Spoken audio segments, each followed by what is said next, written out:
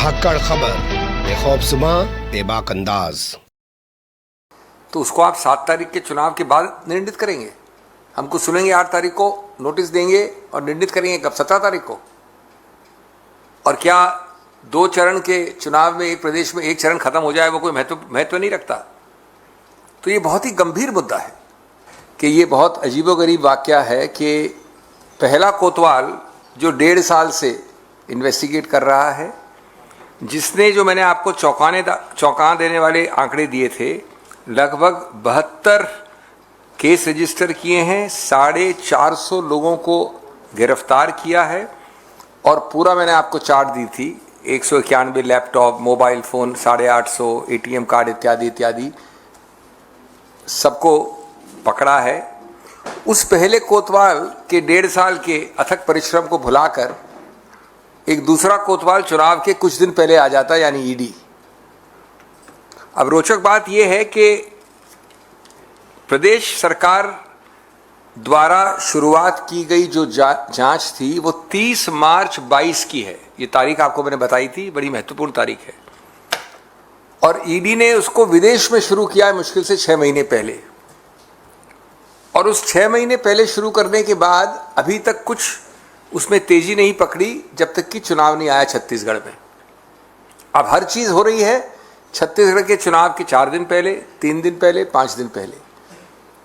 एक व्यक्ति जो कुरियर हैं वो बैठकर एक वक्तव्य देते हैं जिसके विषय में हमने आपको अवगत करवाया शनिवार को। अब एक दूसरे व्यक्ति जो मैनेजर कह रहे थे अभी तक अपने को, वो चुनाव के 4 दिन पहले मालिक बताते हैं अपने आप को, और जो मन में आता है वो बोल देते हैं। तो जाहिर है कि ये सब चीज़ें राजनीतिक द्वेष निराधार तरीके से की जा रही हैं। लेकिन जो विशेष बिंदु जिसके लिए हमने आपको आज तकलीफ दी, मैं पहले उससे आपको अवगत करवा दूं।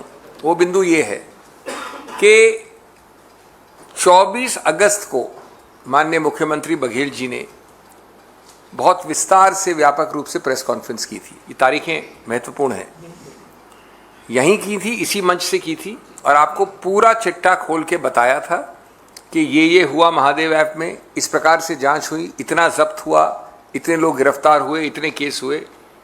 ये कितने महीने हो गए? 3 महीने से ज़्यादा की बात है। उसके बाद केंद्र सरकार ने किसी रूप से इसको बैन नहीं किया, और किसी रूप से जो आज कह रहे हैं वो तब से अभी तक भी नहीं कहा, यानी अगस्त के बाद भी नहीं कहा। उसके 1 हफ्ते बाद माननीय मुख्यमंत्री ने स्पष्ट रूप से बैन की मांग भी की थी 30 अगस्त को। 24 अगस्त को प्रेस वार्ता थी, 30 अगस्त को बैन की मांग की और रायपुर में की थी। 3 नवंबर को चुनाव के 1 हफ्ते पहले, जैसा कि हर चुनाव में आप देखते हैं होता जा रहा है, साझेदारी के पार्टनर ईडी ने ये आरोप लगाए और मुख्यमंत्री का नाम लिया। 4 तारीख को हमने प्रेस वार्ता की।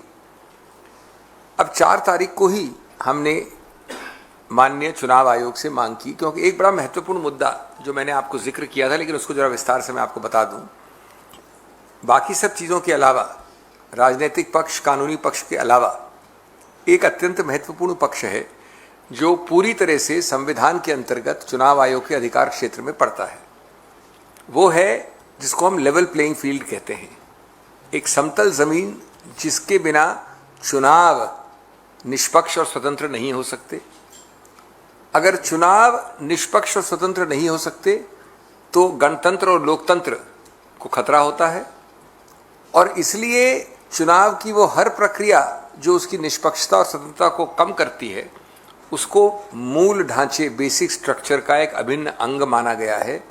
ये इंदिरा नेहरू गांधी वर्सेस राजनारायण के निर्णय से 1975 से आज तक लगभग 50 साल होने वाले हैं। ये एक मूल सिद्धांत है कानून का। यानी आप अगर कुछ ऐसी चीज करते हैं जिससे जमीन समतल न रहे, अनइवन हो, वन साइडेड हो, लॉपसाइडेड हो, तो वो सीधा इफेक्ट करता है बेसिक स्ट्रक्चर को। आप जानते हैं कि संविधान से भी ज्यादा व्यापक चीज है।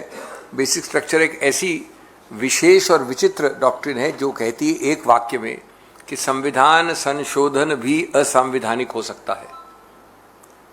तो हम इसलिए आपके सामने ये कह रहे हैं कि आज जो हो रहा है, खुली छूट दे रखी है ईडी को, जो ईडी को बिना किसी सीमा के, बिना किसी प्रतिबंध के एक चुनावी प्रदेश में जाकर इस प्रकार के आरोप लगाने की, दिन प्रतिदिन आज तीसरा प्रेस रिलीज आया है ईडी का।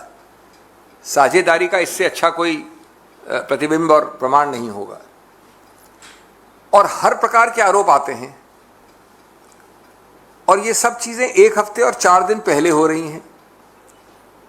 तो हम इसलिए हमने मांग की 4 तारीख को विस्तार से चुनाव आयोग से कि आप हमें सुनिए, हमारा रिप्रेजेंटेशन देखिए और तुरंत इसमें हस्तक्षेप करिए।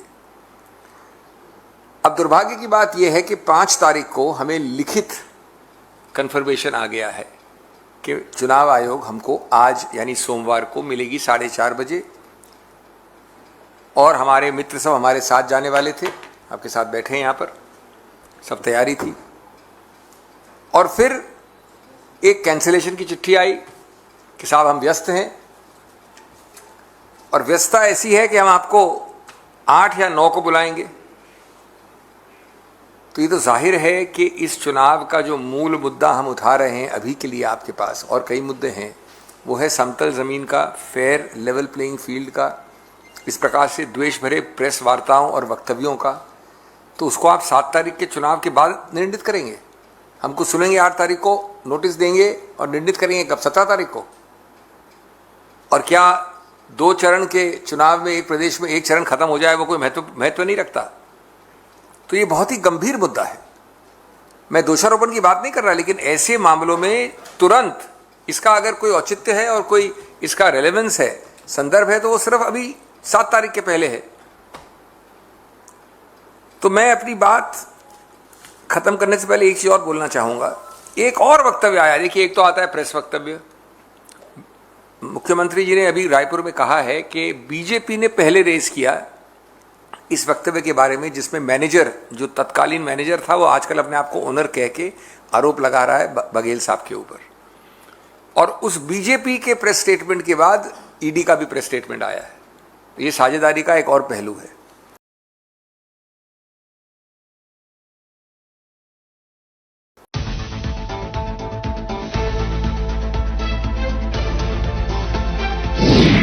धाकड़ खबर, बेखौफ जुबां, बेबाक अंदाज।